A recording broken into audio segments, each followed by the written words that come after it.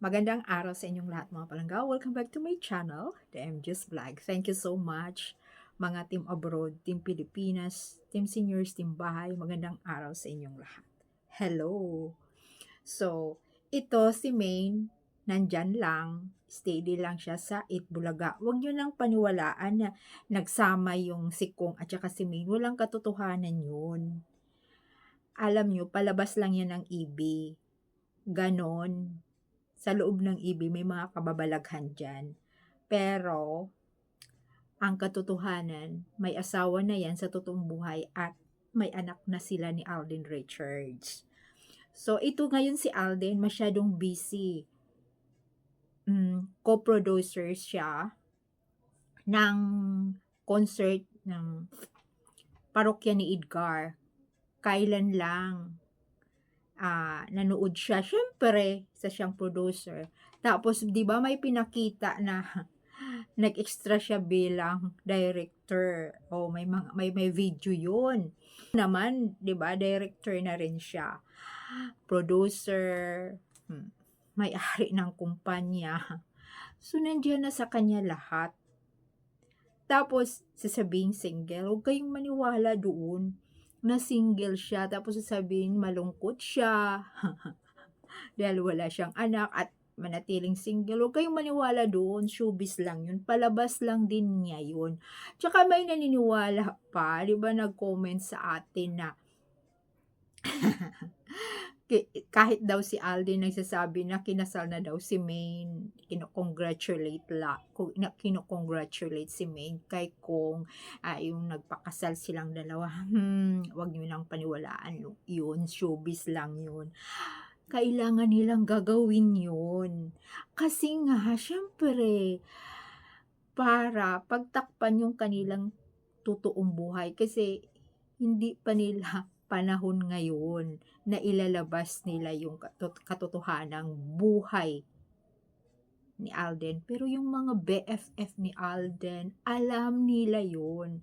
Yung mga co-workers ni Alden sa pelikula, sa teleserye, alam nila na nagsasabi si Alden na single siya. At yun na nga, wala siyang asawa, kahit sino pa dyan, basta sa GMA na mag-interview sa kanya. Ganun ang sinasagot niya. Kasi pamamaraan yun, bilang nasa showbiz ka. Dapat tayo na lang ang mag-adjust. Diba? Darating talaga ang panahon na ilalabas at ilalantad nila ang katotohanan. Antayin natin yan mga palangga, panalo tayo. Huwag kayong mag-alala at huwag tayong tumigil na suportahan ng Aldab. Alam nila yung dalawa ni Alden at May na nandito pa rin ang Aldab Nation. So yung mananatili talaga mananatili. Huwag na kayong magtaka kung saan siniship si Alden. Pero uuwi pa rin yan sa sariling asawa, sa sariling pamilya. Di ba mga palangga? So, ito na nga, busy na nga rin si Alden dahil ayan, palabas na rin yung kanyang Stars on the Floor. Sa nitong Sunday, mayroon ng, yung, di ba, maalaala nyo yung nananalo si Desiree at saka yung BFF ni Alden na si Cruz, di ba? Si Rojon, silang dalawa. Ni Desiree ang nananalo. So, yan na naman, palabas na naman. Tapos may nagsasabi nga nun sa akin na hindi daw sinabi yun, saan ko daw nalaman, nabasa ko nga yun. Ayan na nga, ipapalabas na nga. Itong minsan, ay nako, di ba? Talaga, hindi talaga mawawala yung mga bashers, kahit hindi tayo sikat. Andyan, mayroon talagang bashers. At ito na nga mga palangga, nababasa nyo ba ito katotohanan sa palaging nagko-comment si Ma'am Flor de Liza? To babanggitin ko panay siya nanonood sa aking vlog. Tapos kayo na ang maghusga. Siyempre kanya-kanyang POV kasi marami din nakakabasa sa comments niya na hindi ko talaga maintindihan kasi mayroon namang maayos ang kanyang comments pero karamihan pinupush niya na may relasyon si Alden at saka si Catherine. Kasi yung mga comments niya palagi puro sakang, sakang, sakang at puro nagde-date-date.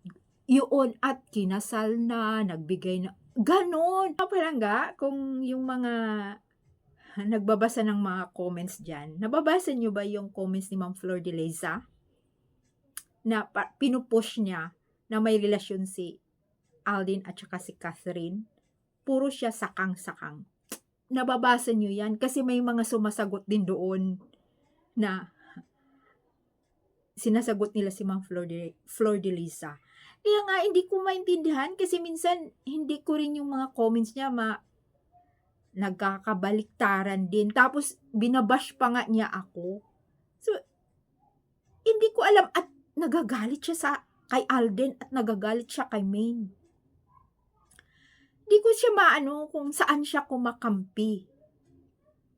Naaway niya ako. Bakit kaya gano'n yung tao, puwede mo namang makinig ka lang at puwede mo naman Ma'am Flor de Liza kung hindi ka naniniwala sa mga Aldab Nation, sa mga vlogger ng Aldab Nation, manood ka na lang umpisa hanggang ngayon.